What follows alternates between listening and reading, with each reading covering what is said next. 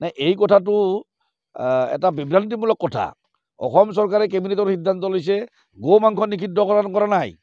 গো মাংস কেনেকৈ নিষিদ্ধকৰণ হৈছে যে যিবিলাক ঠাইত মানুহে গো মাংস নাখায়, যিবিলাক ঠাইত গো মাংসটো গ্ৰহণযোগ্য নহয়, সেই ঠাইত গো মাংস নিষিদ্ধকৰণ কৰা হৈছে।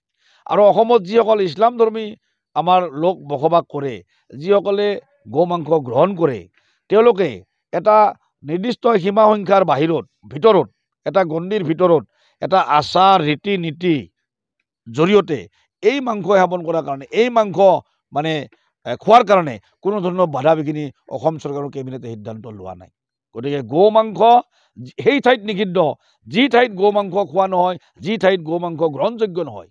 গো মাংস সেইসকল ঠাইৰ কাৰণে চলিব যি ঠাইত মানুহে গো মাংস খায়। ইয়াত ৰাজনৈতিক বিভ্ৰান্তিকৰণৰ সৃষ্টি কৰিব নালাগে।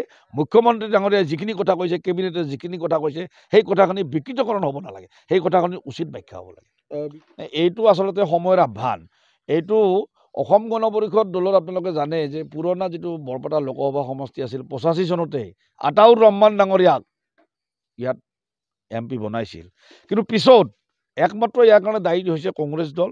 কংগ্ৰেছ দলটোৱে স্বাধীনতাৰ পিছৰে পৰা এই মুছলমান মানুহক, বিশেষকৈ অসমৰ মাইনৰিটি মানুহক সদায় ভয় ভীতি প্ৰদৰ্শন কৰি আহিছে, বিদেশী লেবেল লগাই আহিছে, বিদেশী বুলি সদায় ভয় ভীতি খুৱাই তেওঁলোকক ভোট বেংক কৰিছে। তেওঁলোকক উন্নয়ন কৰাৰ কাৰণে কোনো ধৰণৰ পৰিকল্পনা কংগ্ৰেছে নকৰিলে। আৰু কংগ্ৰেছে যিখিনি সমস্যা আচলতে ভাৰতবৰ্ষৰ লগতে অসমৰ মজিয়াত সৃষ্টি কৰিলে, অসমৰ মাটিত সৃষ্টি কৰিলে, তাৰ কাৰণে অসমখন বহুত পিছুৱাই গৈছে। অসমখনৰ মাজত আজি আমি আগবাঢ়ি যাব লাগে যিবিলাক কথাত, সেইবিলাক কথাত আমি বাদ দি আমি কেৱল হিন্দু মুছলমানৰ ৰাজনীতি কৰিব লগা হৈছে। ইয়াৰ কাৰণে দায়ী কংগ্ৰেছ। কংগ্ৰেছে সদায় বিভাজনৰ ৰাজনীতি কৰিছিল। হিন্দু আৰু মুছলমানক কোনোদিন লগ হৈ বৃহত্তৰ অসমীয়া জাতি গঠন কৰাত কংগ্ৰেছে বাধা প্ৰদান কৰি আহিছিল। কিন্তু এতিয়া কংগ্ৰেছৰ কোনো ৰাস্তা নোহোৱা হৈ গৈছে, কাৰণ IMDT আঁতৰি গ'ল, নাগৰিকপঞ্জী হ'ল। এতিয়া আৰু অসমৰ মুছলমান মানুহসকলে ভয় খোৱাৰ কোনো প্ৰয়োজন নাই। তেওঁলোক অসমৰ নাগৰিক, তেওঁলোক ভাৰতীয় নাগৰিক, তেওঁলোকে মুছলমান হৈ অসমীয়া আৰু বৃহত্তৰ অসমীয়া জাতি তেওঁলোকে অবিচ্ছেদ্য অংগ। গতিকে এতিয়া কংগ্ৰেছে সেই ভয় খুৱাব নোৱাৰে। আৰু তাৰ ফলাফল তেওঁলোকে চামগুৰিত পালে। চামগুৰিত মানুহে হাজাৰ হাজাৰ মাইনৰিটি মানুহে ৰকিবুল হুছেইনৰ দুৰ্গ উৰুৱাই দি তাত বিজেপিক ভোট প্ৰদান কৰিলে। কংগ্ৰেছৰ বিধায়ক কংগ্ৰেছৰ ভোট দিলে আপোনালোকে এই মনোভাৱনা বহুত ভোট দিছে, আমি বেয়া পোৱা নাই।